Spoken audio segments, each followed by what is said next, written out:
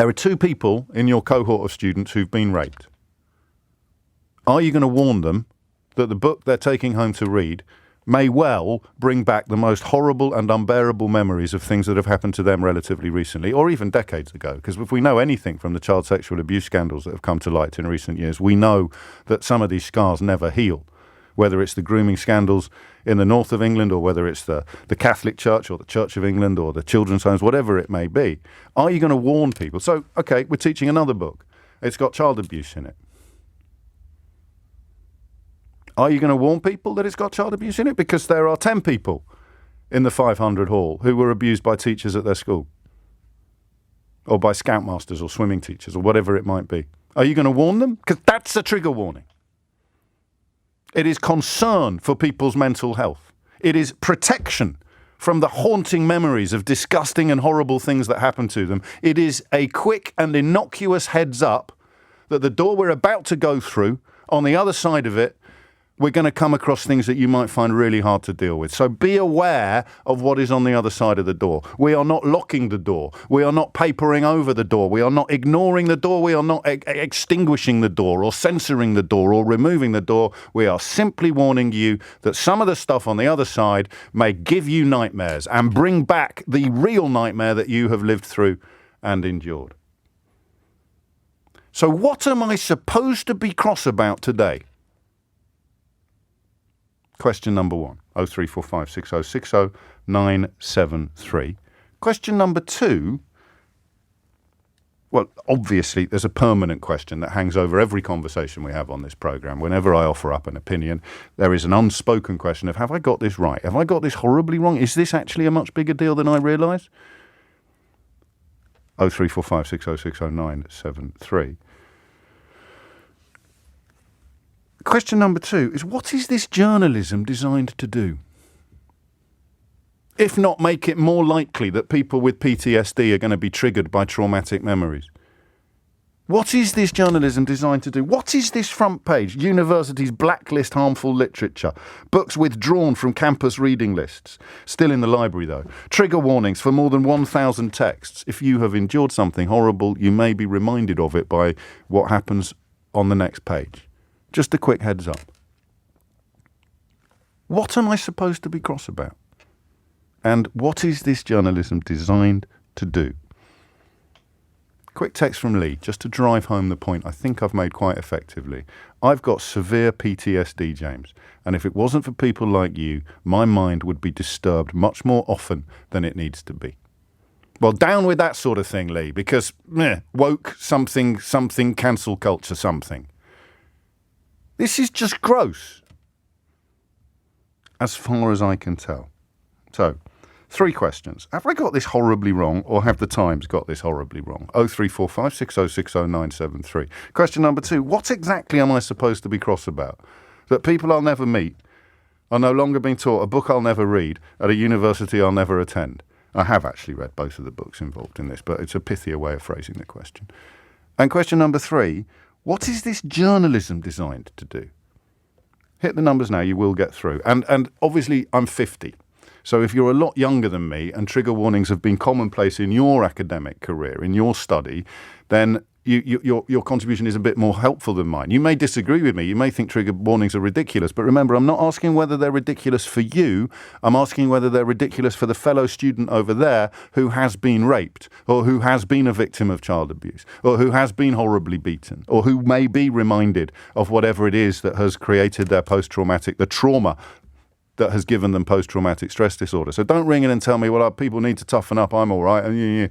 Tell me why that person over there doesn't deserve the courtesy of a warning of what might be around the corner, or what might be through that door, or what might be on the next page.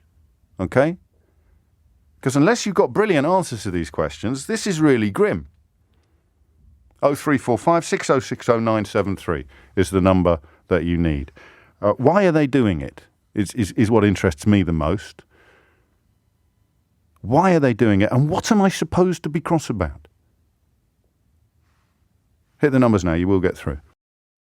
21 minutes after 11 is the time. What am I supposed to be cross about, and what is this journalism designed to do? Hundreds and hundreds of letters sent to universities in search of books that have been banned or censored or removed from teaching, and they found 2 examples on 2 specific courses at 2 distinct universities. And I don't think they found what they were looking for. Because one of the books is by a black man and it's about slavery. I think they were looking for examples of books by black men about slavery replacing books by white men about country houses and marriage. But I don't know. Brenda is in Belfast. Brenda, how are you? Hello, James. How's the crack? Going to try and answer the first part of your question because, like you, I've been trying to find answers to why things are happening. Yes. So the first part of your question about why is this a headline news? So there's something called a fantasy crisis triad, which was researched by a professor called Bill Eddy. Okay. And it's been used for millennia. So what happens is a false crisis is created by people that have what's known as a high conflict personality. They seek power. Right. So the fantasy crisis is created, and what they do is they point at a group of people or a minority or a situation and blame that for the crisis that they're creating. That appeals to people who will react emotionally towards what they're causing, so that object of fear. We as a species will always react with fear first. And that's not a bad thing, obviously. That's evolutionarily advantageous. If someone shouts, "Oi, there's a saber-toothed tiger coming around the corner," then it's good that you panic and leg it. That's exactly correct. So what it is, it's your survival instinct. So these high conflict personalities or high conflict politicians understand this. They create a knee-jerk reaction of fear. And then people who will react immediately, it comes from part of your brain called the amygdala. So it's a base instinct, and it, like you said, it's there for survival. So what people tend to do is they react with an emotional state. And the emotional state will override critical thinking. So to take, for example, what you did was you seen the headline. Yeah. You were looking for facts and figures. Yes. You tried to understand the whole story. And then you employed your critical thinking. What we're dealing with now is a media that runs on sensationalism. But the Times generally doesn't. That's why I keep thinking we might be wrong on this occasion, and it might actually be something we should be concerned about. But have you not noticed, James, that the general population and people in general, because I've noticed it, have started to engage their critical thinking? Well, we live in hope, don't we? Well, put it like this. Brexit was a false crisis, okay? We had high conflict personalities that feed on fear and division for their own aims to gain power and financial gain. That was a fantasy crisis. If you look it up at some stage when you get the chance, James. I will. And look at the work of Bill Eddy, because Bill Eddy is an expert, and I get it, and you've explained it very well, and I'm familiar with some of it, obviously, but I think what I find increasingly baffling, and this is why I often point out the way that the people who sold us, things like Brexit and Boris Johnson are now trying to get us cross about toilets and now university books. So why does this work, though, Brenda? Because I am frightened of saber-toothed tigers. I am frightened of tsunamis. I am frightened of genuinely frightening real things. And if someone and I don't want to patronise anybody who's frightened of gender-neutral toilets, or universities that they don't go to, slightly rejigging their reading lists. How does that second one work? What does it appeal to? That emotion. What are they frightened of? What are they encouraged to be frightened of? Well, if you have a fearful, specifically here, this story here. What am I supposed to be frightened of or cross about? Are you? Maybe they're encouraging people to feed into the be careful of the woke brigade, right? Because you divide people who are employing their critical thinking, then you're actually managing to achieve your aim. Keep people frightened. Keep people away from critical thinking. And possibly, you might still have your grip on power. Because all of the other things that we told you to be frightened about have kind of dissipated now. We've left the European Union, so we can't keep relying on that to keep you frightened. We haven't really been thumping the immigration drum. People can't stay permanently frightened of immigration because they, they know so many people who've moved here. I mean, what are you? Unemployment's more or less a thing of the past because we've got so many labour shortages. So I can't make you terrified of the unemployed. The unions, they're coming good now. We're going to have lots of strikes. That might help, but also the woke brigade. I don't think they use the word woke in the Times, but it's 10 feet high in the thinking behind the story under your analysis, Brenda. But do you not find that people are starting to lean into the verified works of academics? So what you need to do now is to demonise academics. Right, I see. Yeah, okay. So in the same way that the media is to blame for Boris Johnson's downfall, people who understand stuff are to blame for stuff happening, or the denigration of experts. Takes us back to Michael Gove. Crikey, thank you. That's great stuff, Brenda. I will look into that, find out a little bit more. Paul is a university lecturer, a lecturer on sexual consent issues in relationships for a psychotherapy degree with mainly female students, some having had traumatic experiences. I give students a content warning that they appreciate to reduce the risk of re-traumatizing those in attention. Of those in attendance, I beg your pardon. I mean, nothing's been. You want to use the word cancel if you want, okay? Nothing's been cancelled. Literally nothing has been cancelled. The book is still in the library. They're teaching a different book. I don't know what it is, and Brenda's answer is actually pretty good. Doesn't matter. It's not a question of what you are supposed to be frightened of or cross about. You're just supposed to be frightened and or cross. Lesh is in Southwark. Lesh, what would you like to say? Hello? Hello, Lesh. Leah, sorry, I must put my glasses on. I do apologise. Well done for realising I meant you. I was confused for a moment. Yes, me too. What would you like to say? I'm not a young person, but I have recently completed a Master of Philosophy, and so I do have some recent experience of academia. I would first say that all the hand-wringing in the press is, I think, very overblown. And actually, things like this move really slowly in academia. So, really? Okay. So the case in point is, for part of my thesis, I needed to look into newspaper reports from the 90s of, specifically it was British press portrayals of Japan and Japanese people. Okay. And a lot of them used a racial slur for Japanese people, which I would rather not say. But no, you don't have to say it. Yeah. Even in the 90s, that was relatively commonplace, was it, in reportage? It was very commonplace. And my own knowledge and experience of not only sort of having a very diverse friend group, but also my knowledge that academia is still quite overwhelmingly old white male and not very welcoming to people who don't fit in that box. Okay. But I asked for advice from not only my supervisor but other academics about what the guidance was about using racial slurs when you couldn't really avoid using them, but you didn't really want to sort of lend the power and potentially put up barriers to people who may be affected by them. Yes. And I was effectively told not to worry about it. Okay. What I actually did was to just censor the slur when I had to quote it and include an introduction. Did you put an asterisk there or something like that, did you? I did, yes. Yeah. Yeah. I just put a note in my introduction to say I find this term abhorrent, but I appreciate that I can't really not say it, so I've censored it because I want to make my work accessible to people. So. And that strikes me as a perfectly normal and innocuous unfolding of events. Yeah, and it genuinely surprised me that there was no existing guidance to that extent. Maybe at master's level there's a little bit more, I don't know, lightness of touch than there would be at undergraduate level? Maybe, I don't know. But I mean, the particular field that I'm in, there's an awful lot of discourse about accessibility and related to race and gender and sexuality. So your point would be... Even within my own field, there was no guidance. Yeah, so your point is that this is very much a work in progress and it's necessary work and it's slow. Yes. Yeah, and yet the time... So I will ask you, with your newly minted MPhil, to tell me what I'm supposed to be frightened of today when I pick up the Times. I think there's an element of maintaining the status quo, to be honest. Right. But there's no real evidence here. There's certainly not Colson Whitehead being part of the status quo. He's a young black man. It's not even part of upholding the old white man status quo, is it?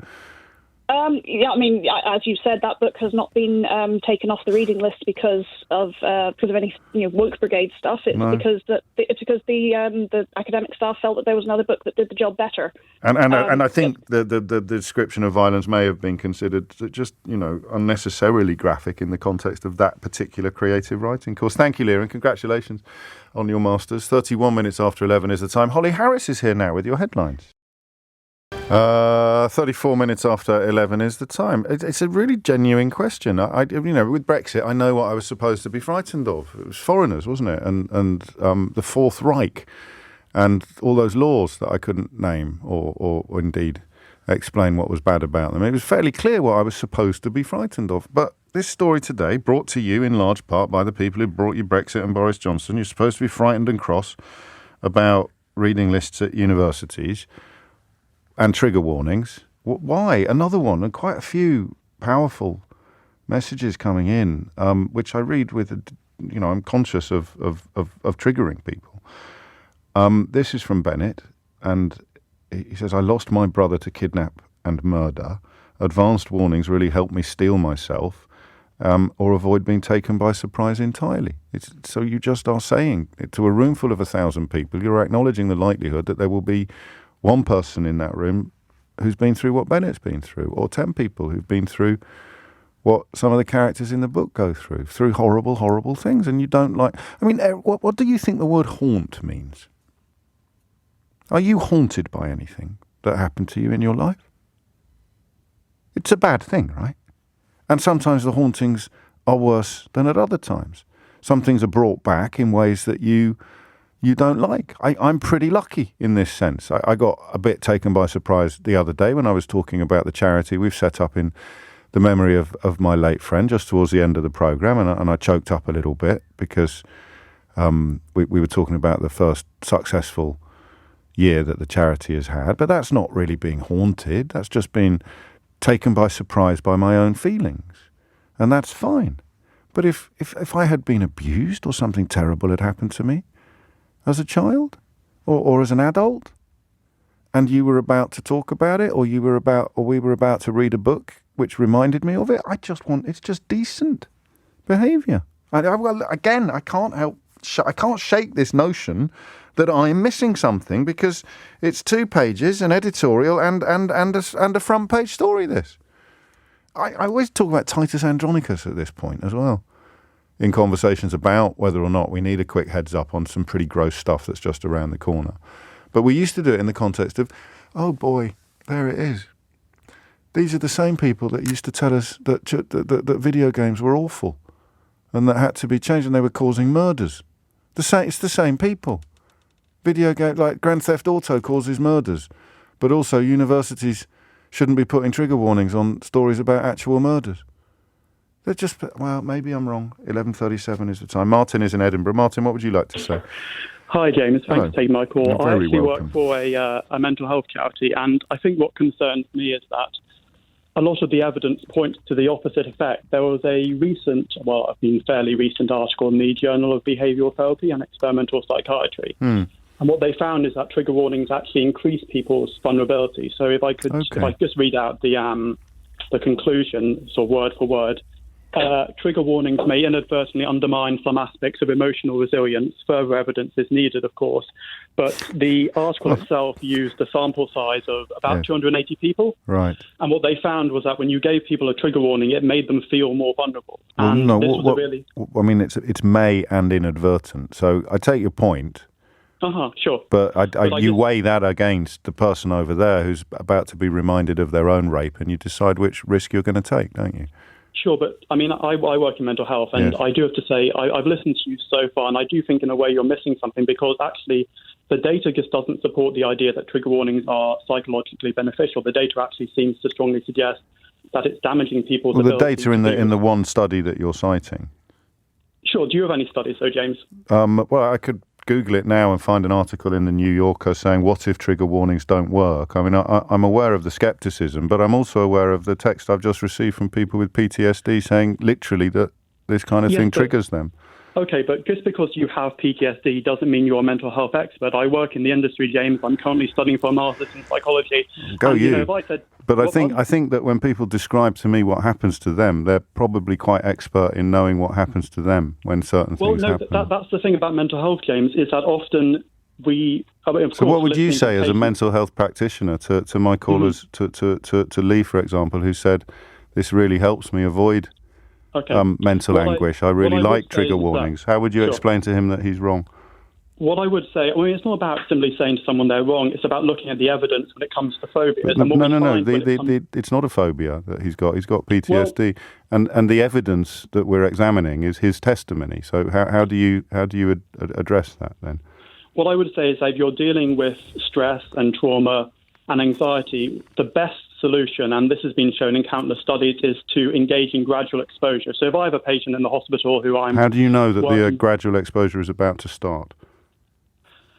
Pardon? How do you know that the gradual exposure is about to start? Well, obviously you're going to try to sort of get me with this sort of got your question where you have to tell people in advance, and then that's what would we call that then? Telling them in advance. I know. It's a very clever got your question, James. It's not, Martin. It's a complete dismantling of your slightly arrogant and ludicrous approach to this topic. So I'll ask you again. How do you tell them that it's about to start, the gradual exposure process? I have to say, James, it depends on the context. So if I was taking a patient outside and they were struggling with anxiety... No, we're doing gradual exposure. How do you tell them that it's about to start? Of course, you do inform people, but that's not necessarily the world... Then we're on the same page, Martin. No, we're not, though, James, because the thing is, I've just given you a psychological study which looks at the effects of... And it contained the words may and inadvertent. Inadvertently meaning I think these people are well-intentioned, James, and I don't think you're poorly-intentioned necessarily, but I think I'm a little bit worried about you having access to some of the people that are telling me that they recognise and live precisely the problems you're denying exist.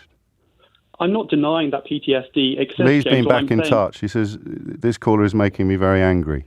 I think I'm going to cry. That... We have to look good at luck the with your evidence, studies, James. and good luck with your career. We have to look at the evidence, right? James, and you're ignoring you're not looking at evidence. You're looking at a study that concludes that something may happen inadvertently. And I'm looking at evidence of something that is happening while you speak, which is why you're now going to stop. No, you've given no evidence, James. I'm literally reading you first-hand accounts of what's happening while you speak. Is that a scientific study, James? No, it's a real person sending real words to a real person. Yes, and as someone who works in mental health, James, why do you, Martin? I think we spoke last week, didn't we? And you got your knickers, you got your knickers in a twist, then, didn't you? What was that about? It was about Scottish nationalism in that case. But, can I suggest that you dedicate more time to your studies than you do to ringing up radio stations and trying to be cleverer than you actually are? Are you disconcerted by someone who's a bit better informed than you, James? Yes, I am. I feel. Oh well, that's a shame. I feel diminished and destroyed, and you're precisely the sort of person that I can see doing really good work with vulnerable, mentally ill people. Oh, thank you, James. I really appreciate that. So good luck to you, eh? Oh, thank you. Thanks a lot. 11:42 is the time. Claire's in Bradford. Claire, what would you like to say? Wow. Hiya. I suppose I should apologise to that for people who suffer from PTSD, people who are triggered by these sort of conversations, and I had no way of knowing in advance that he was actually going to poo-poo these processes and practices designed to protect people from trauma and memories of horrible things that have happened to them. But we are where we are. Carry on, Claire. I think the caller that's just called is giving you a medical model of health and disability, basically, and individualising a problem. Well, he hasn't even really done that. He's just Googled something that supports his own prejudices and ignored what the words inadvertent and may mean. But, I happily, I presume that therapy and counselling are part of his studies, so he may benefit from a little bit of physician heal thyself. So I suppose where I'm at, James, I work in a student union. My job is to look after our students, make sure that academically they're receiving what they should do, that actually they feel seen and they're looked after and supported to be confident to thrive in the environment. I like content notes, James. I went to uni as a mature student. One of our discussions was paedophilia. Right. Our academic didn't email out in beforehand, and another mature student actually was really distressed by the lecture. So by not giving her the opportunity to either not attend, read around the subject and not necessarily listen to that lecture, because a lecturer gives you a 50-minute focus on what they believe the issue to be. That sometimes, and not purposefully, can disregard individual experience. Yes, of course. And so by warning people, this is what we're going to discuss. I want to scratch the last caller, because it's such a stupid contribution to the conversation to suggest that person in that study in your lecture hall shouldn't receive a warning that we're about to start discussing paedophilia when she's been a victim of paedophilia. It was just so blindingly obvious.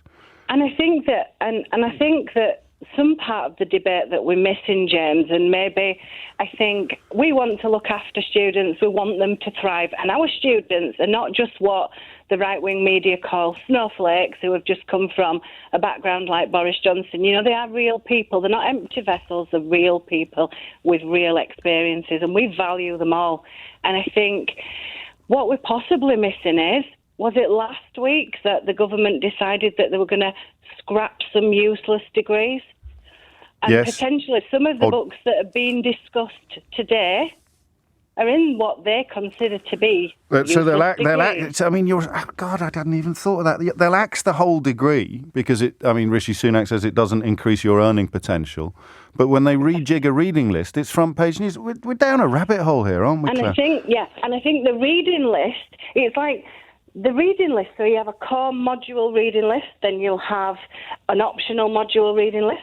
We expect students to be enthused by their education and dig even deeper, James. So if they didn't read one book on the reading list, it doesn't impact their education. They might go further than the reading list, and good for them. Well, it's still in the library, and they'll still be aware of it. I mean, it's utterly baffling. The whole rhetoric behind this idea, the whole logic, the whole thinking behind it it's actually beyond me now. How could anybody say, don't tell people in a room that we're about to start discussing things that may well remind them of truly awful things that have happened to them? And I think the numbers are important, aren't they? Because 98 people in that room of 100 don't need it, won't benefit from it. And a lot of them, I don't think by being bad people, a lot of them will think, well, what's the point of this? But then you just explain to them. I disagree, because we have student panels where students put ideas to us and we lobby other students. And then we say, what do you think? And content notes is a priority for students. That's if we called them content notes instead of trigger warnings, we probably would have got rid of the whole journalistic element of this story. Yeah, but then it wouldn't have sold the newspapers, would it, James? No, it wouldn't. And we're back to that question of what is the journalism designed to do. This isn't a content. Claire, thank you. This isn't a content note. This is a trigger warning. This is an example of something that needs to be given a heads up, because it is. It's actually horrible. So I'm giving you a trigger warning that if your life has been affected by suicide, then you're going to find what I'm about to read out very, very difficult. But it's been sent to the programme by Emma, which means that she wants it to be read out. Hi, James. My partner's dad killed his we watch don't have people being hung in them. Obviously, he can't watch things like Games of Thrones and such. If we miss anything and he accidentally sees someone being hung, he has nightmares for weeks and suffers anxiety attacks. The man that just called you makes me sick. It's 11:48. 11:51 is the time, and I mean, it's grim, isn't it? The only conclusion you can draw is that people are being encouraged to get very cross or frightened about content notes, as Claire called them, or trigger warnings, as provocateurs prefer to call them, when there is really nothing to get upset or cross about. I mean, nothing at all. And the two books that have been removed from some modules in two universities are still available to read for anybody who wants to read them. So why does the word censorship even appear in this story? One of the weirdest examples of broadsheet journalism that I can ever remember witnessing. 11:51 is the time. Ash is in Northampton. Ash, what would you like to say? Hello, James. Hello, good to speak to you again. So I sit in a weird position that I've been on both sides of this. I've been a student. When I was at college, I'll give the background. When I was at college, my father committed suicide. I'm sorry. While I was studying. So, spin forward about 6 months, and sort of I'd been away to sea. I'd come back to the college, and one of the guys teaching us just made. He's a lovely guy. I don't want to vilify him. Sure. He's a lovely guy, but you have to, when you're teaching in that kind of environment, you have to use a lot of personal experience. And he was on a lifeboat, and he talked about how insane it was, or how sort of bad it was to have to go out and save people who had intentionally tried to commit suicide while I was in the room, risking his life to save people who tried to take their own. Speaking about the kind of tension there. Yeah, and he without thinking, he forgot I was in the room, and I had to walk away and just walked out of the room. Now, spin forward 10 years, and had a lovely career at sea, came back, and I was teaching at the same college. And this is now in an era where trigger warnings, all that kind of stuff is now being taught to the staff. Right. And so some of the older guys in the room are sort of sat there who had actually taught me and remembered me, and, yes. and were making light of this. And I just stood up and I reminded them of what happened to me. And you could have dropped a pin in that room, because every single one of them remembered me going through that trauma, sitting in their offices sometimes, drinking a cup of tea and trying to get through it. And suddenly it all made sense to them. And I'm kind of breaking down now. I'm sorry. Of course you are. And to then equate that to some of the textbooks that we had. We had some very old medical textbooks, which were very graphic and I said, we work in an industry where you can't just phone an ambulance. There will be people that you will be teaching who may have had to do CPR for real, who may have had to stand by and watch because there's nothing they can do because you can't get a helicopter to the center of the Pacific Ocean, and then have had to deal with that in the sort of pressure environment that we work in. And I said, you cannot just throw these pictures at people, make these comments to people, even in an industry where you are absolutely conditioned to be as mentally tough as you can be, because you're going to spend months and months away from every safety net. And that's suddenly it hit home to these people that this was real and this was necessary. I suppose that it's easier perhaps for people to understand the necessity. I mean, it's pertinent that your older colleagues didn't think it was necessary, which slightly undermines the point I'm going to make. But for people listening to this who began from a position of skepticism or mild skepticism, benign skepticism, like your colleagues, it's easier for them to see the importance of it in the context of studies that relate to the real world rather than the world of the imagination. We're gonna face the possibility of doing these things. We're going to be drawing upon memories that are pertinent to the course that we're doing, rather than studying works of imagination or works of fiction that reference similar traumas. Do you understand the point I'm making? I mean, I think your call is supremely powerful, but I'm just trying to imagine what it would be like to be listening to this at 11 o'clock and thinking that, we don't need all these trigger warnings. I think I'd be saying now, obviously, if you're in that field, if you're in the field of emergency services or maritime rescue or whatever it may, well, then you need to be a bit conscious and a bit. But I don't think that's a helpful distinction, really. I get the want for that to be true. Yeah. But I counter it with just one sentence. People are people. People are people, aren't they?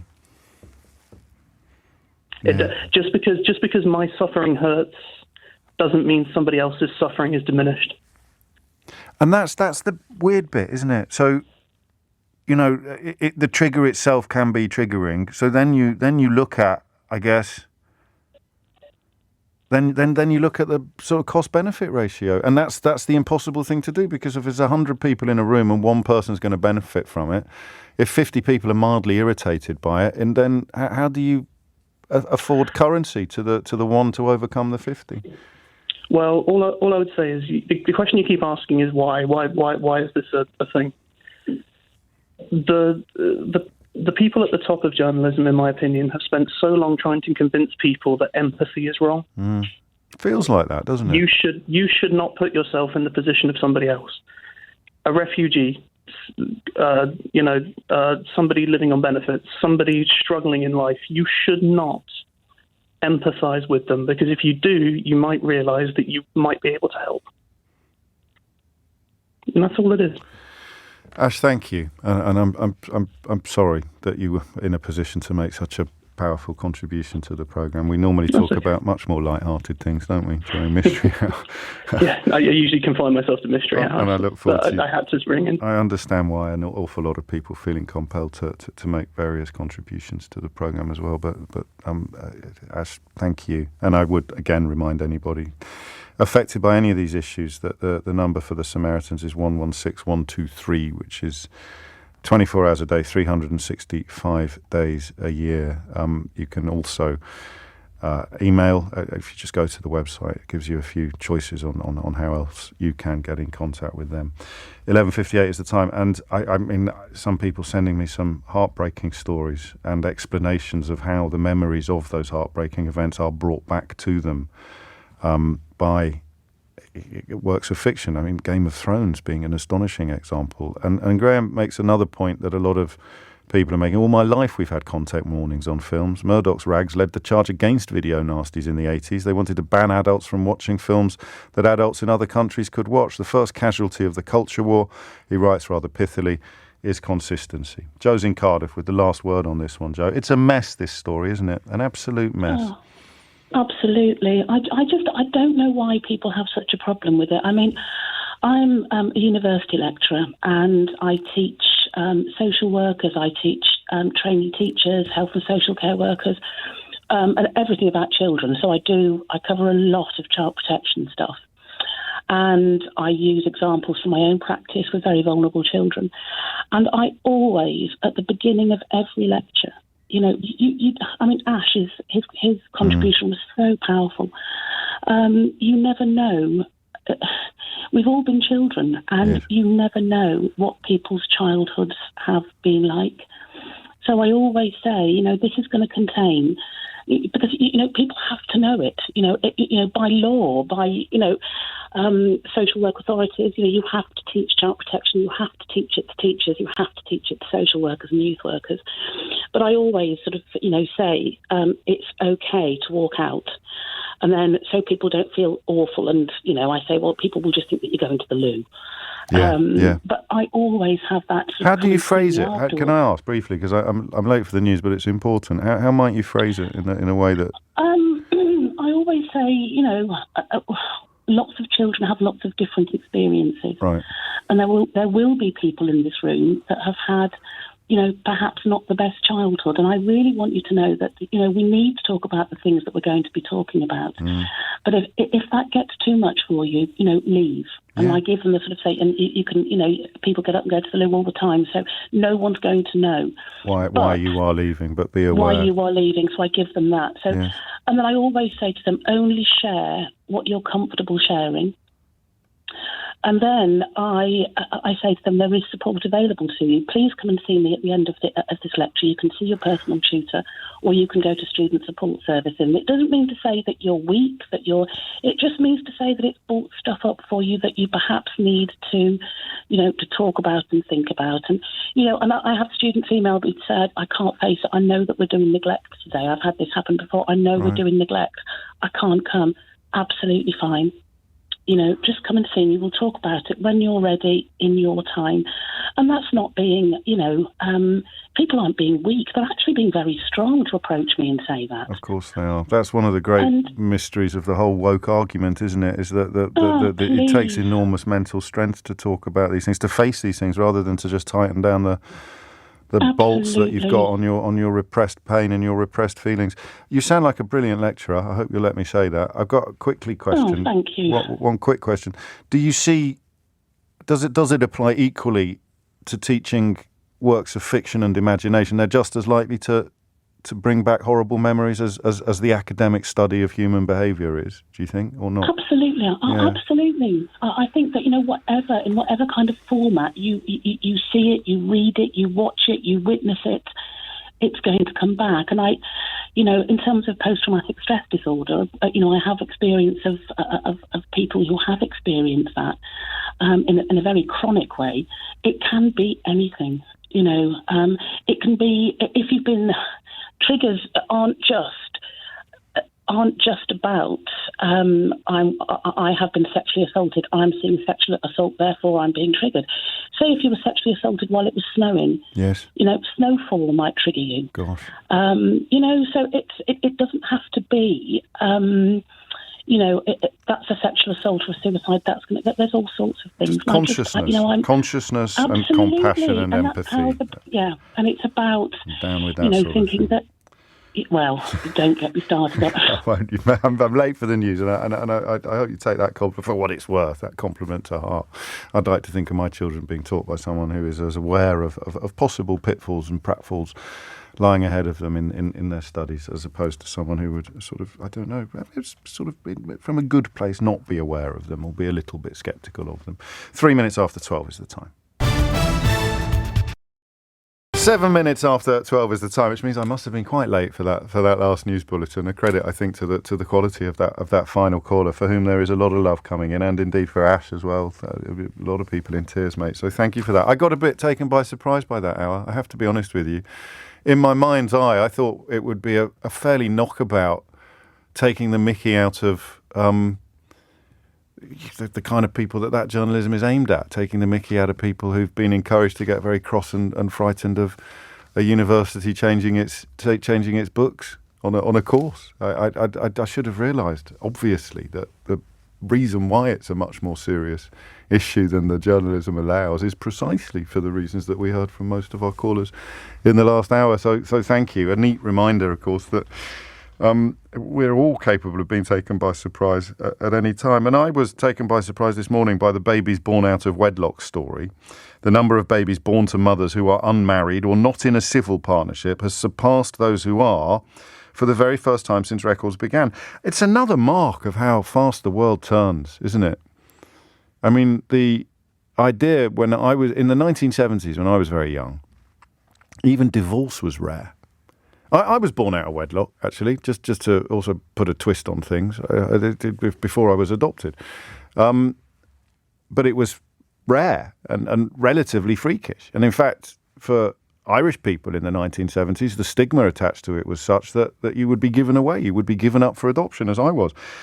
But the idea that in the 50 years I've been on Earth, the country has become a place where more children are born out of wedlock than in, is genuinely staggering. I don't think anyone would have believed you. Even the sort of Mary Whitehouses who were warning about moral decline in the 1970s and 80s would quite have believed the scale of this change.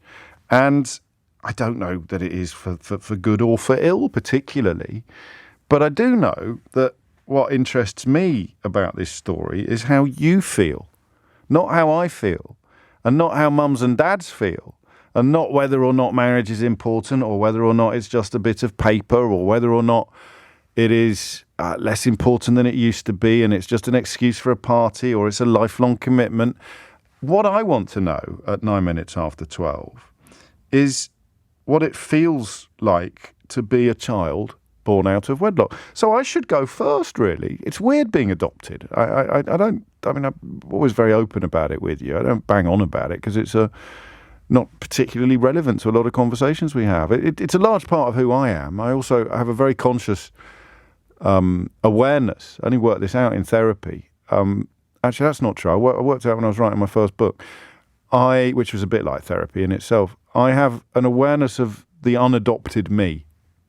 So we talk a lot about empathy on the programme. You can make it doesn't have to be a sort of holier than thou issue, because I can explain it selfishly. I can say I imagine my life unadopted, so born to a single mother in rural Ireland with little opportunity and privilege, none of the privileges that have been bestowed upon me by my mum and dad. So I want to live in a society where the unadopted me has at least some of the chances that the adopted me had, and that comes across as empathy, but actually it might just be selfish. It's John Rawls' veil of ignorance. One of the best philosophical devices ever conceived is that you can only make a fair society if it's built by people who don't know where they will fit into that society.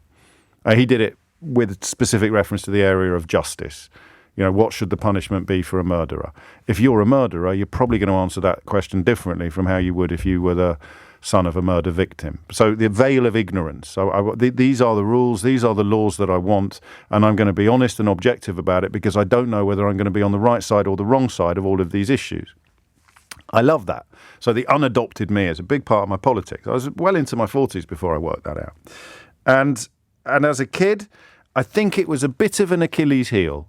I don't fully remember, but you're conscious of being different by dint of being adopted and being brought up in very, very Catholic schools. I mean, I was taught by nuns and monks, which gives you a fair idea of just how Catholic these schools were.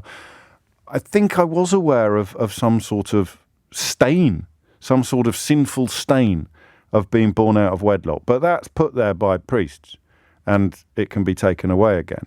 I think at prep school, certainly up until the age of about 11 or 12, it may have been something that caused the red mist to come down. If you'd referenced my illegitimacy, it may have been something that made me feel a bit ashamed or made me feel... I'm pretty sure it was. I'm trying to remember one instance in the dinner queue, in the lunch queue at school, when somebody said something and I just went nuts. And that would be shame, wouldn't it? But that is put there by society or by religion. There is absolutely nothing to be ashamed of. But for much of the 50 years I've been on this earth, being illegitimate, being born out of wedlock was something we were told or something we were encouraged to be ashamed of. So that's what I want to know, what it feels like now, across all ages. Because I would imagine that if you grew up feeling a stigma of illegitimacy, then you welcome the idea that the stigma's gone now, don't you? People born today who are not born in... I mean, illegitimate's a horrible word, actually, when you think of it. I mean, a really horrible word. Illegitimate. You know, how can you be illegitimate? I mean, literally, in other contexts, what would that word actually mean? It's like illegal. Although, of course, we use that as a noun these days, don't we, in Brexit Britain? You're being told that you're inferior, aren't you? Illegitimate, you're legitimate. The opposite of illegitimate is legitimate. Legit. You're illegit, as the kids almost certainly don't say. So you must welcome the idea that you have seen the stigma diminish. And of course, as Dave's pointed out, and as I forgot to mention a moment ago, there's also a fairly obvious caveat to this story, which is that you couldn't get married for much of the last 2 years because of lockdowns and things like that. So I wouldn't be mega shocked if the figures turn back next year, and once we've got 12 months of uninterrupted freedom to get married, we'd actually see some of these stories coming back. 13 minutes after 12 is the time, and that's really the question that I've got. So I used to get on my high horse about stuff like this on a scale that you simply wouldn't believe. The idea that you would have an inferior relationship if you weren't married. I can't believe how strongly I used to believe that. In my second book, I worked out why, and it's linked to being adopted. It was quite a fascinating little thought process, actually. Why have I, someone who's generally quite liberal or open-minded, why have I got such... I sound like Ian Duncan Smith when I talk about marriage. That was the conclusion I arrived at. I think he even set up some sort of foundation to bang on about marriage. And when you think about the moral alley-cattery of many members of that party, you sort of wonder whether there's something a bit weird going on when people bang on about the sanctity and the importance of marriage. And with me, there was something a little bit weird going on because it was linked to being adopted, and this idea that if you were born out of wedlock, then society didn't welcome you, society looked down on you, and therefore being adopted by a married couple gave me this sort of subconscious certainty that being married was superior to being unmarried, when I don't think that's true anymore. I mean, I think some of us need a little bit of help to formalize our relationships. I find wedding vows rather beautiful, actually. I find the public pledging of commitment rather special, but I know that some people don't. I wouldn't know whether I needed it or not to be a faithful husband, but I know that plenty of people are capable of fidelity and lifelong commitment without having to publicly state that they're going to be faithful and make a lifelong commitment. And I know what you're thinking now. There's plenty of people who've pledged their... Boris Johnson has done marriage vows 3 times. So, sometimes they're not worth the paper they're printed on. So what's it like now? I love this story. 15 minutes after 12 is the time. Is there a better word than it? Can you text me? What word can I use instead of illegitimate? I can't use the word that Sugar used earlier because Ofcom will be all over me. But what is it like? How does it feel? What does it mean to you to be illegitimate until someone tells me a better word that I can use? What is it like? Does it bother you? So we may take some calls from the overview, the kind of stuff I used to do about how important it is to be married. But what is it like not to have married parents? Does it still have a stigma? And what was that stigma like when you were young, as someone who grew up in an era when it did matter?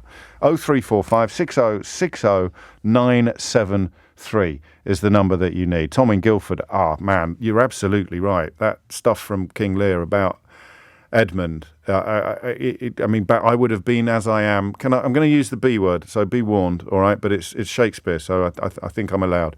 I would have been as I am had the comeliest star in the firmament twinkled on my bastardizing. 18 minutes after 12 is the time. Has anyone sent me a better word? No. But I've got that full quote from Tom. But the bit I just quoted was from a different part of the same soliloquy, I think.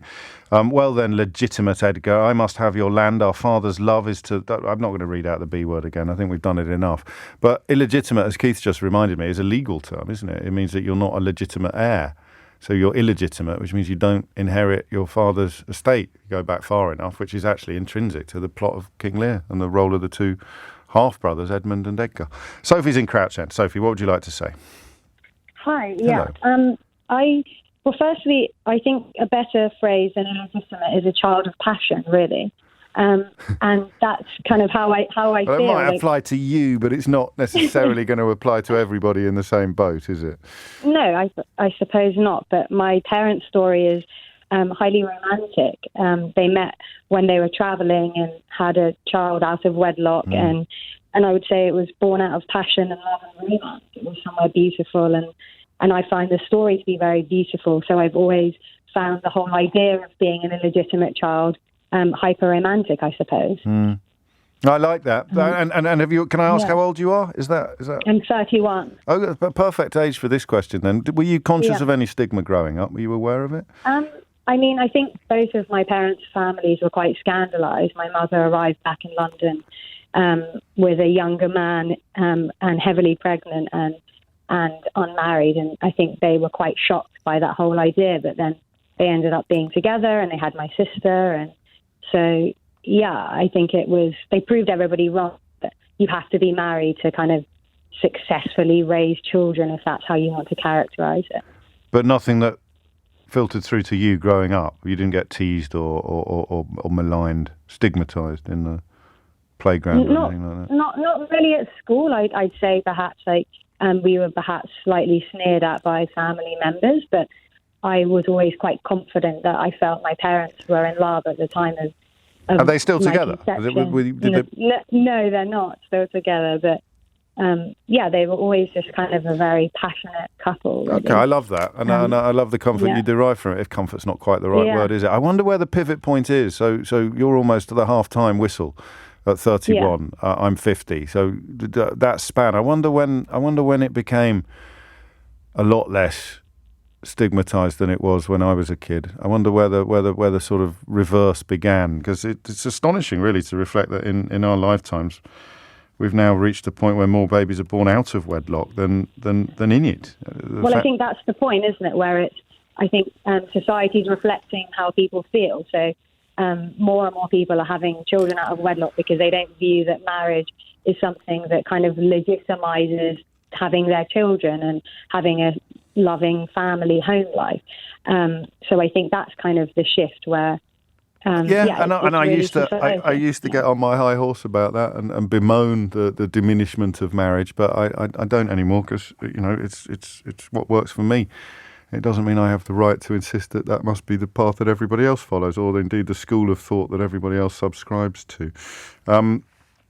Thank you, Sophie. I bet you weren't expecting to be ringing up a radio station talking about that when you woke up this morning, but I'm very glad that you did. 22 minutes after 12 is the time. Dwayne is in Godstone even. Dwayne, what made you pick up the phone? I was just listening to...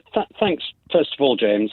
I was just listening to the conversation, and because I was born out of wedlock in 1963, Gosh. so I'm a bit older than you. Yes. My mother was 17, my dad was 20. Right. So they never married. I was brought up by my grandparents. And, you know, I was never allowed to forget, not by my grandparents, but by kids at school, right. That, you know, I was being brought up by my grandparents and my parents had never married. Okay. They didn't stay together. So, well, it's a long and weird story. Do you know, I once had a really boring caller on the line, and I said to him, and he started going off on some weird tangent, and I said to him, "Oh, look, I'm sorry, I'm going to have to wait for your autobiography to find out what happens next. Can we get back to the conversation that we're actually happening?" And do you know what he said? He said, "I sent you my self-published autobiography last year, and you never replied." Couldn't make it up. So sorry, you James, don't have to. I can promise you, yes. I won't be doing that for another couple of years at least. Did it hurt you? It must have done as a child. It was horrible because you felt different to everyone else, and you were made to feel different. As I say, not by my grandparents who brought me up. Right. And from that perspective, I had quite an idyllic childhood in the middle of Yorkshire. Oh, lovely. And they were just lovely to me. And, you know, they brought me up like their own. And it was fantastic. Was it your maternal? Was it your mum's parents? Your maternal? It was my mum's parents, yeah. My father's parents and father's family, strangely enough, used to live just over the fence from the school. Right. So I used to see quite a lot of them. But gosh. God, didn't they never let me forget the fact that I was born out of wedlock. Never, ever, every bloody time. Sorry. Every time I saw them. Really? It was just so your mum's parents all the time. Your mum's parents just loved the bones of you, and your dad's parents felt the shame of your illegitimacy. Correct. Oh, how sad for you. I mean, it's 50-50, isn't it? It's 50% brilliant, 50% awful, what you've just described. Yeah, well, you know, I just went to my father's family's house when I had to. Yeah. It was, you know, a case of duty from time to time. But... and rural Yorkshire as well, where there'd be, you know, there'd be quite... curtain twitching. Everyone knows what the neighbour. Everyone knows everybody else's business. Oh, it was exactly that. Everyone in the village where my primary school was knew exactly what had happened. So all the kids, pretty much about from 4 or 5, which were from my village, which was about a mile away, knew exactly because their parents had told them, "Oh, there's Passman over there." It's just anything that makes you different, isn't it? And the more further back in time we go, the more different you become because of that notion of social change. Whereas now, statistically, the kids born in wedlock are different. They're the minority, albeit it's a relatively small distinction. I bet it's 52-48. I haven't looked exactly at the numbers, but they're the smaller. They're the minority now, and how does that make you feel, Dwayne? Just in a sort of. Well. You know, I actually stopped caring when I was about 7 or 8. Excellent. Because I'd had so much thrown at me. Finally, it just became like white noise. Yes, good for you. And you were enveloped in love by your grandparents, by the sounds of it as well. So exactly right. So after that, I didn't really care. So when someone uses the B word to me, either in anger or in jest, I can say, yes, and your point's what? I might borrow that from you, although I forget. I forget I'm adopted sometimes. Never mind that my birth was it just say over the broom or something like that? Or out of what? Dwayne, thank you, mate. And if you do write an autobiography, I'd love to read it. It's a strange set of circumstances. 26 minutes after 12 is the time. Hi, James. Illegitimate child here, born to a Catholic family in 1991. My parents married when I was a child. It never affected me, save for my younger brother calling me an accident. I remember there being more judgment and snobbery towards children of divorce over those who were born illegitimate. I guess because my parents eventually, quotes, rectified, end quotes, their sin by getting married. But now I'm 31 and reflecting on your words, I can honestly say that being out of wedlock hasn't affected me too much, except perhaps my parents being pressured to marry when they definitely weren't suited and are now stuck in an unhappy marriage. That's from Heather. Thank you, Heather. And I didn't know, this is another good one here from Angie in Staines. I didn't know my mum was born illegitimate until I was 27 years old. This was back in 1996. I only found out, as I guessed from the lack of answers to my questions, that mum was too embarrassed to tell me. She's 86 years old now and still doesn't know who her father was, which I find very sad. But mum says she had a happy childhood, which I guess is more important than having two parents. It's stigma, isn't it? It's like anything. So much of what we talk about just involves giving people an excuse or a reason to look down on others or to hate others, you know. And I guess this was one of the things that kept the church so powerful. And I mean all churches. Josh is in Islington. Josh, what would you like to say? Oh, hello, James. How are you? Very well, mate. What's on your mind? I just want to call up. I'm 25 years old, so not old by any means. But I was born out of wedlock. I think my parents were together for maybe a year, 18 months after I was born. I definitely feel very much. A child of passion makes me feel a bit sick to my stomach. I know what you mean, but it's better than some of the alternatives. I think I was probably a last means of a failing relationship, right. I would imagine, seeing as they weren't together very long and then 18 months or however long later they broke up. But since then, both parents have gotten, well, my dad isn't married, that's probably a him thing, but he's got a long-term partner. But my mum's married with a new husband, who they've been together, I don't know, let's say 10 years for. Yeah. And they've got 2 kids out of wedlock and 2 kids within. I don't think... But this, the oldest is 15, let's say. Yeah. So I don't think there's a big difference in wedlock. I was saying this to your producer, and she went, "Is marriage meaningless?" I was like, "Oh my God, I didn't even consider that." I don't think it is. It was a compelling. But in the context of parenthood, perhaps it is. Yes, I think. Now, I mean, it wasn't when I was young. So you feel the difference, but not... Yeah, I could see it. I could see almost. It wasn't a difference in parenting style between me and my younger siblings, but there was definitely a difference in having sort of the man of the house. That seems like a weird. No, it doesn't at all. It doesn't. I'm moving on only because you've taken me right up to the news and the phone line's a bit ropey. But that idea of having 2 parents who are together versus parents who are not together seems to have a much greater weight than whether or not the parents are married, and that would make perfect sense, wouldn't it? I like that. Josh, thank you. I was just reflecting as you were talking that your parents will be about my age or possibly even younger. It happens more and more. Amelia Cox is here now with your headlines. It's 12:32. There are some absolutely lovely stories coming in, and I guess all human life is here. Some very sad ones as well. I like this one from James in Egham. Great show, as always. I wish I had time to call in. I'm 30 and my parents aren't married, and I never understood the people who felt shame, etc. I guess age is going to be crucial to that equation, isn't it, James? I was actually proud to be different, and I used to enjoy telling friends at school our story. My parents actually merged their surnames when I was born to create a new surname, and then you give me the details, but I'm not going to read them out because it's quite well, what's lovely about it is it's not a hyphen. They took the 2 names and sort of chopped them both in half and stuck them together, like a cut and shut car. They used to be called, didn't they? I think that's really nice. They're now actually thinking of having a civil partnership organised, but quite morbidly, it's to make their wills easier to organise. You know, some great friends of ours came round for dinner the other night, and they got married during lockdown for essentially bureaucratic reasons, but it was still a really romantic occasion. Thank you for that. And this is amazing as well from Stuart. I was born in 1970. I never knew my father. I was born to a party girl. It affected me a lot as a child. I got into lots of fights at school due to being called the B word, which I still really hate as a word. It's why I wanted to be married before children. I'm very lucky now, married for 25 years, 2 amazing sons, 23 and 17. Never knowing my father really affected my early life and my later life choices, and not knowing where you're truly from. That was my main reason for being married before having children. My grandfather was born in 1901 out of wedlock. He spent the first 7 years of his life in an asylum with his mother, as that was the only place which would support them back then. Whoa, I said all human life is here.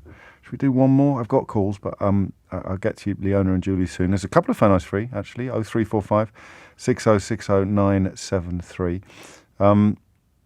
I grew up on a South London council estate where if you came from a two-parent family, you was considered a weirdo.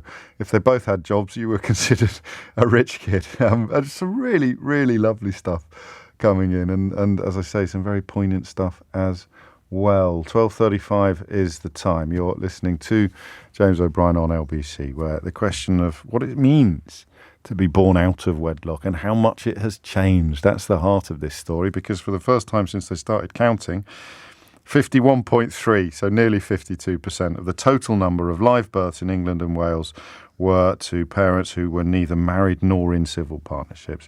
Leona is in Galashiels. Leona, what would you like to say?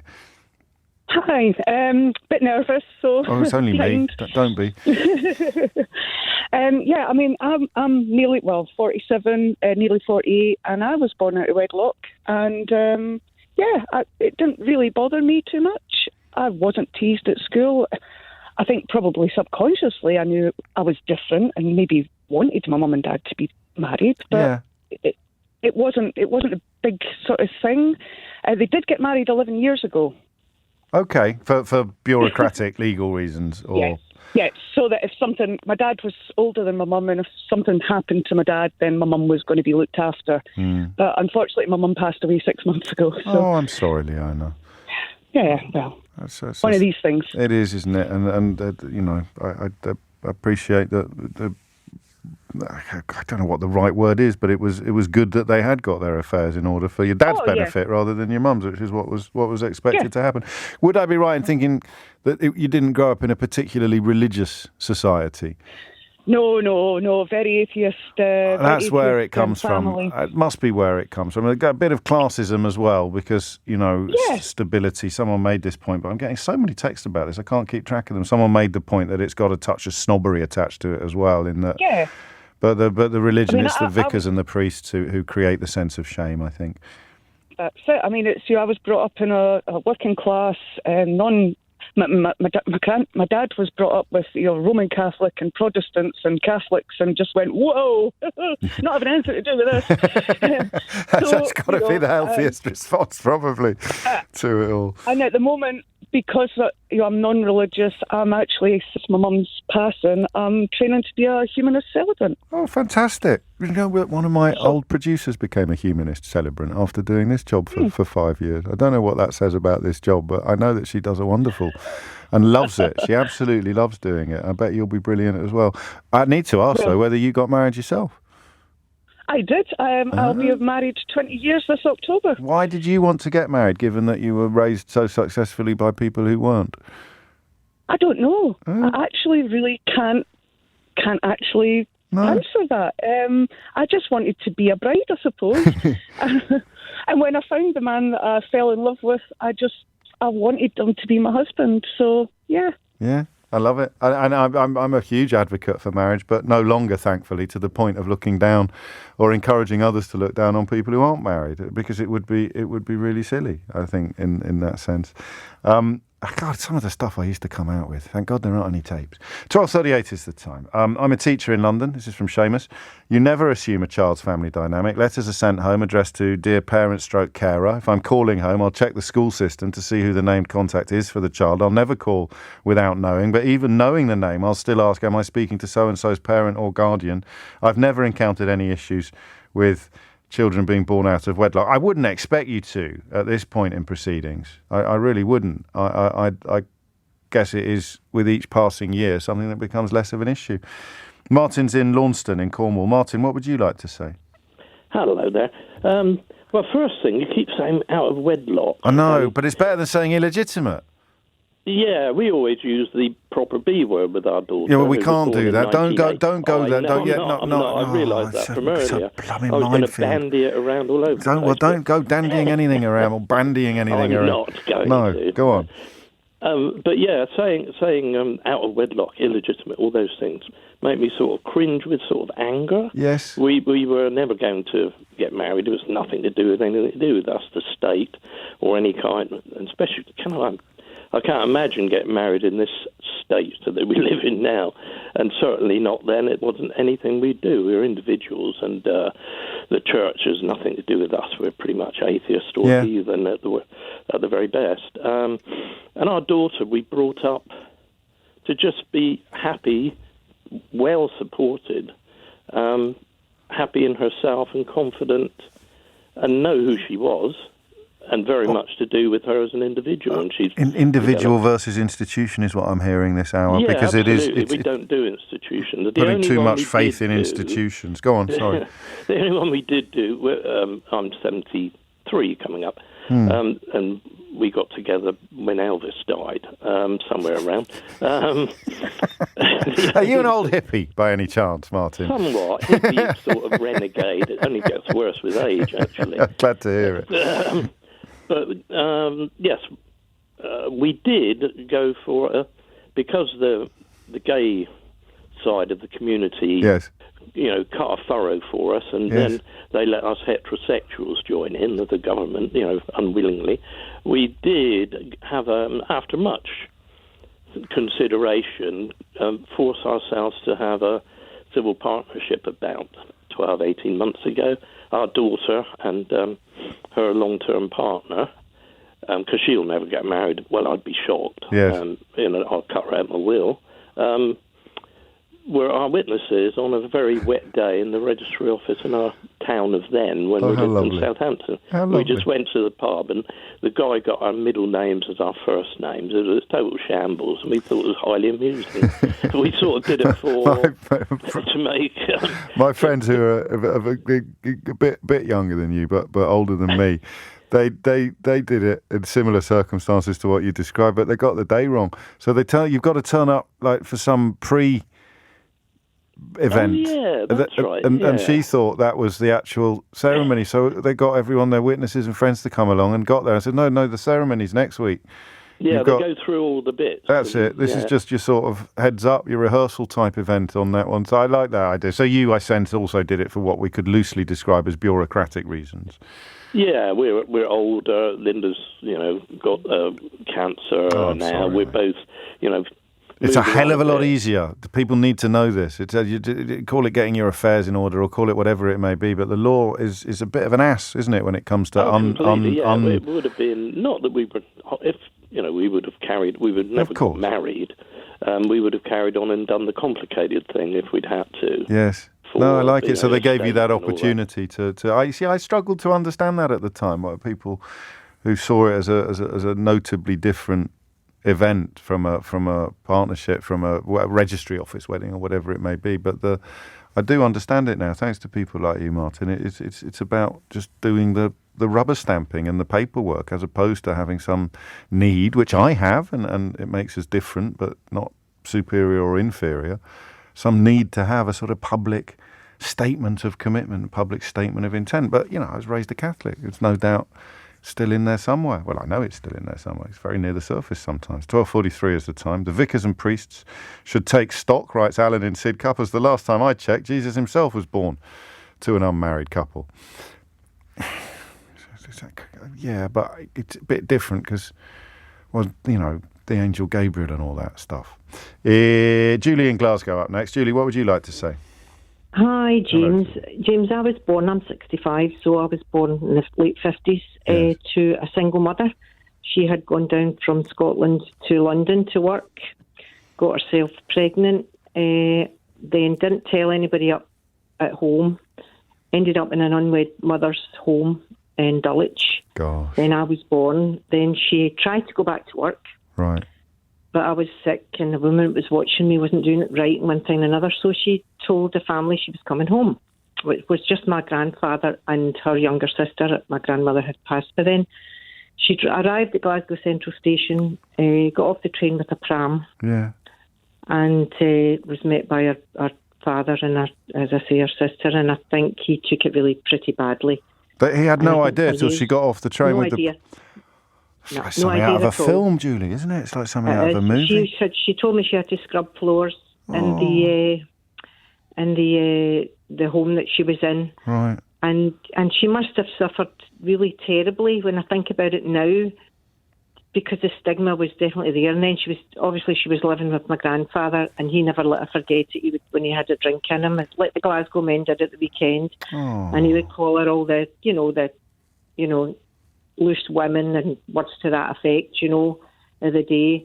And I didn't, growing up, I never thought about it until I went to school, and a girl said to me one day, "You don't have a daddy." Right. And I was like, "That, so what?" Yeah. I didn't know any better. But, you always had that. I was always in the back of your mind. And more the treatment of her. Then she had an unsuccessful marriage later on, but I did get my sister out of that, so that was okay. Right. But it kind of, I always used to look at kids at school that had a mummy and a daddy, and I always kind of envied them because I didn't have it. So I made sure, and luckily enough it all worked out, that I did get a husband, I did get married, and I had my kids that way, and I made sure that they had a totally different upbringing from me. And now they do tell me that, Mum, you did okay. So I'm quite happy with that. Sure you did. I'm sure you. That's lovely, isn't it? And was your mum around to enjoy the grandchildren and stuff?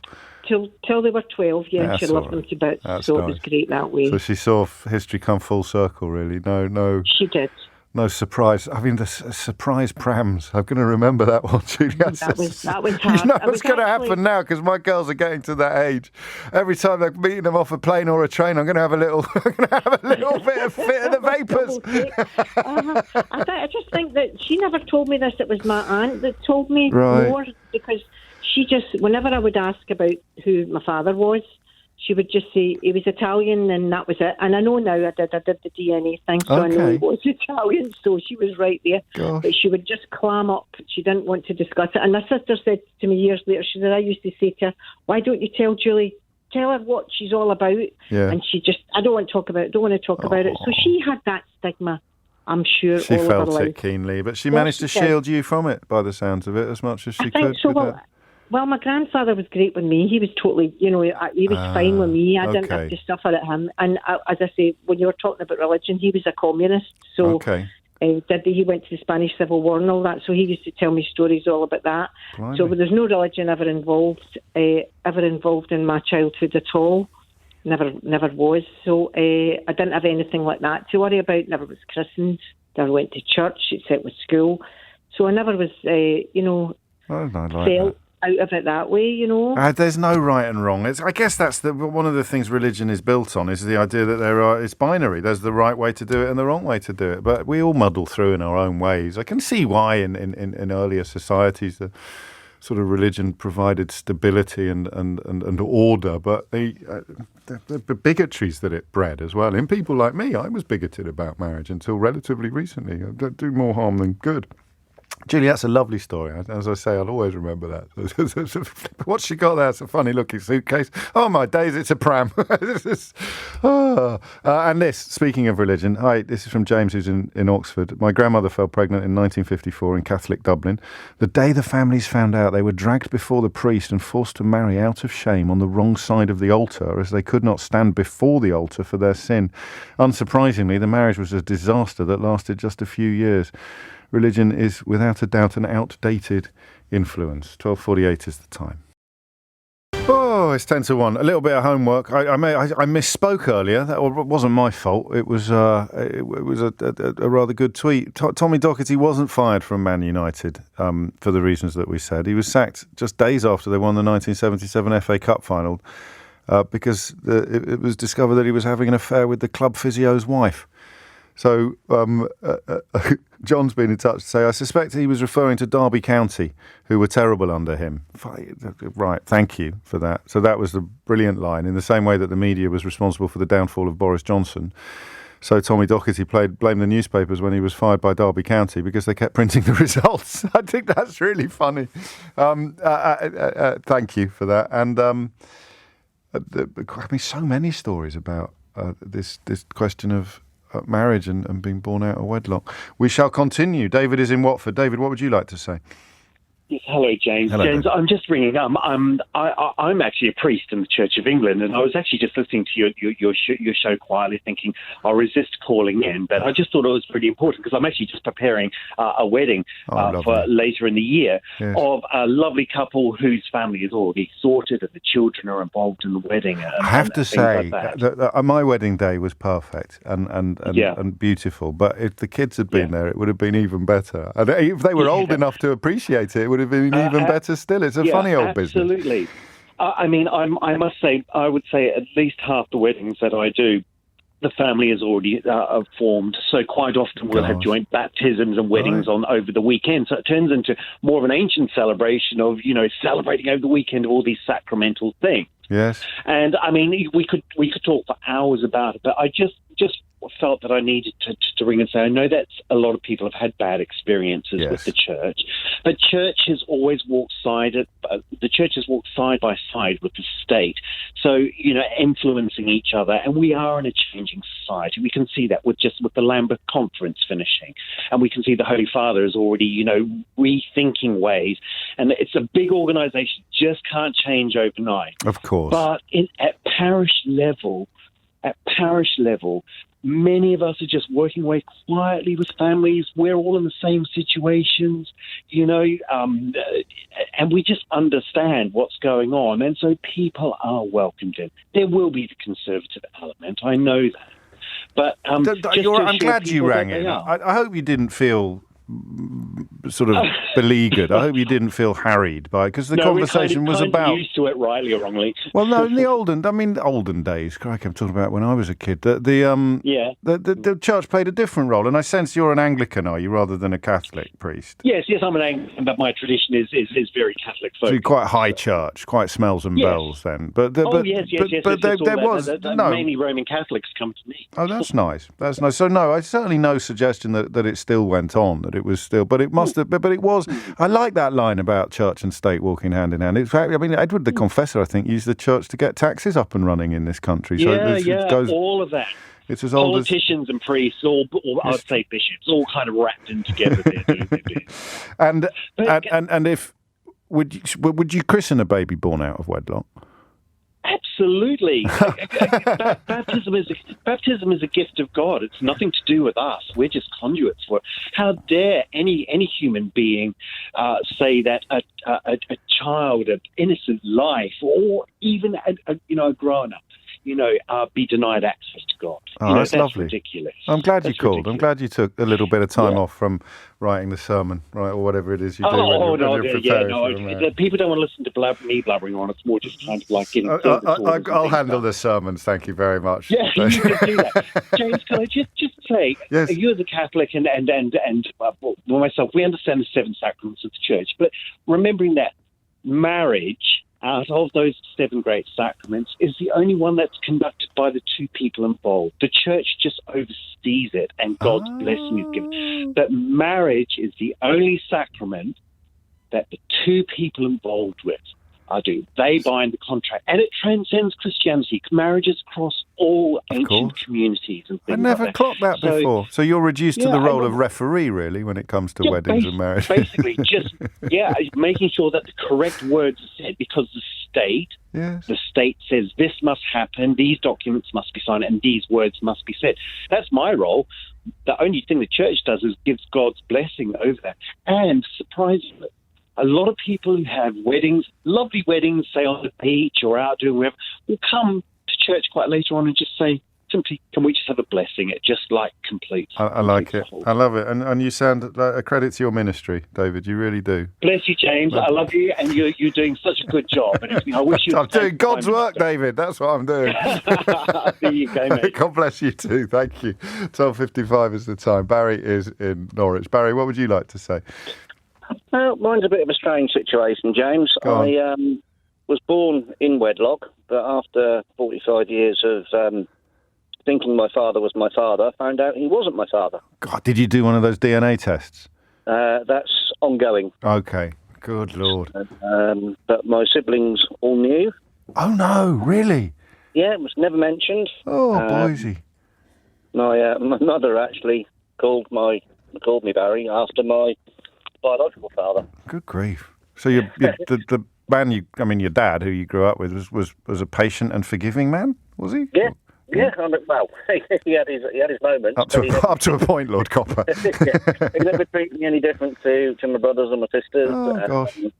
And like I say, it's made absolutely no difference to me in my life. No, except, it has, because you've discovered an astonishing secret late in life, as not so much as a consequence of being born out of wedlock, but as a consequence of being, a product of your mum's affairs. But yeah. You mean in terms of your internal securities and sense of self, it hasn't made any difference at all? No. So, just a bit of a different situation, being born in wedlock, but not knowing my biological father. And you've got no prospect of knowing him now, have you? Or... I've got some information. My mum told me shortly before she died. What a story. We've heard some amazing stories today. I've never had a particular impulse to find out more or track down my biological family, so there's no requirement for it, is there? There's no... It's just we are who we are, Barry, I think. Exactly. Who knows? We stayed in the same area for a very long time, so if he wanted to contact me, he could have done, but, that's not... No, I hear you. Two people can go through identical experiences and come out completely different at the other end. And I guess one of the things that very prescriptive religion does, which is why David was such a refreshing contributor to the programme as well just before Barry, is remind you that there is no binary right and wrong way of doing things. And that's why I was so horribly wrong about marriage for most of my broadcasting career. Last word on this, another Julie in Edinburgh. I've only got a minute. Make it good. Okay, no, it's not like I was surprised how easily you could be adopted. I was born in the 60s, yes. And my mum didn't discuss adoption with the nurses. They just came up with some paperwork and says, we've got a lovely Catholic family for your daughter. If you just sign here, and that was it basically. But my mum didn't sign.